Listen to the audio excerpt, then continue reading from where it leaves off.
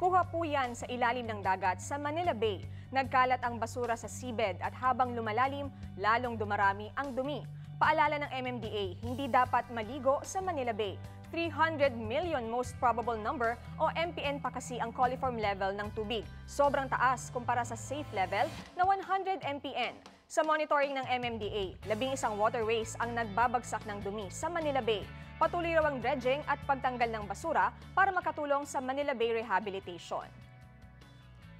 Facebook friends, 2 pagsabog ang naitala sa Lanao del Norte sa bisperas ng Bangsamoro Organic Law Plebiscite. Ang isa, pagsabog ng hinihinalang improvised explosive device sa likod ng munisipyo ng Kauswagan. Ang isa pa, granadang inihagis malapit sa isang gasolinahan sa Lala. Wala namang nasaktan kaya tingin ng mga otoridad, pananakot lang. Nagkaroon din ng bomb scare sa bayan ng Lala. 3 batang may tigdas ang namatay kahapon sa San Lazaro Hospital sa Maynila. Ayon sa tagapagsalita ng ospital, hindi na bumaba sa 200 measles cases ang naitala sa ospital mula nitong Oktubre. Ayon sa Department of Health, 70 to 80% lang ang average vaccination rate sa Pilipinas noong 2018. Sa Metro Manila, 40% lang ang vaccination rate. Kaya panawagan nila sa mga magulang, pabakunahan ng inyong mga anak laban sa tigdas. Ayon sa World Health Organization, nakukuha ang measles sa water droplets mula sa pagbahing at pag-ubo ng taong infected. May incubation period daw ito na 10 to 12 days. Saka lalabas ang mga sintomas na high fever, runny nose, bloodshot o namumulang mata at maliliit na white spots sa loob ng bibig. Pagkatapos ng ilang araw, lalabas ang rashes sa mukha at leeg na kakalat sa buong katawan. Kasama sa mga komplikasyon na posibleng idulot ng tigdas ang pagkabulag, encephalitis, severe diarrhea at pneumonia. Nagpositibo sa skin cancer na melanoma si Miss Universe 1993 Dayanara Torres. Sa Instagram video, idinetalye ng Puerto Rican beauty queen ang kanyang kondisyon. Ang melanoma ay ang pinakamalalang form ng skin cancer. Umaasa si Dayanara na hindi na kumalat ang cancer cells sa iba pang bahagi ng kanyang katawan. Ipinagpapasa Diyos na lang daw niya ang lahat. Malapit sa puso ng mga Pinoy si Dayanara dahil matagal din siyang namalagi sa Pilipinas nung pasukin niya ang show business.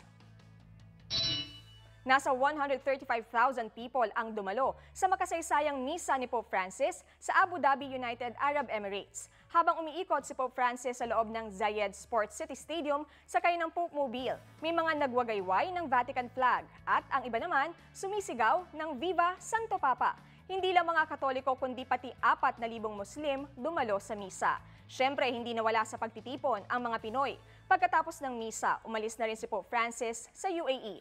Ang pagbisita niya ni Pope Francis ang kauna-unahang papal visit sa isang bansa sa Arabian Peninsula. Sa kanyang pagbisita sa UAE, kinondena ni Pope Francis ang mga gyera sa rehiyon. Nanawagan din siya ng mas pinaigting na pagtutulungan sa pagitan ng mga Kristiyano at Muslim. Teresita San Marquez is bringing the heat. Sa kabila ng malamig na panahon, nag-iinit ang bagong IG posts ng 2017 Reina Hispano-Americana sa Boracay. Abala rin ngayon ang beauty queen sa kanyang mga advokasya, gaya ng edukasyon. Always beach ready rin si Kapuso star Michelle D. Sa kanyang IG posts, kitang-kita ang kaseksihan ni Michelle at ang sekreto niya sa fitspiration na katawan, boxing, and body weights.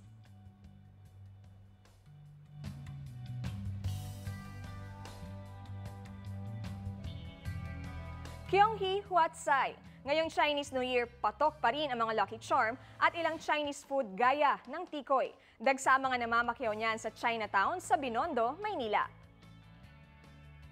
Kailangang ideklara ng mga kandidato sa eleksyon 2019 ang gasto sa mga advertisement gamit ang social media influencers. Sabi ni COMELEC spokesman James Jimenez, dapat ding ideklara ang anumang appearance ng mga kandidato sa mga variety at non-news show.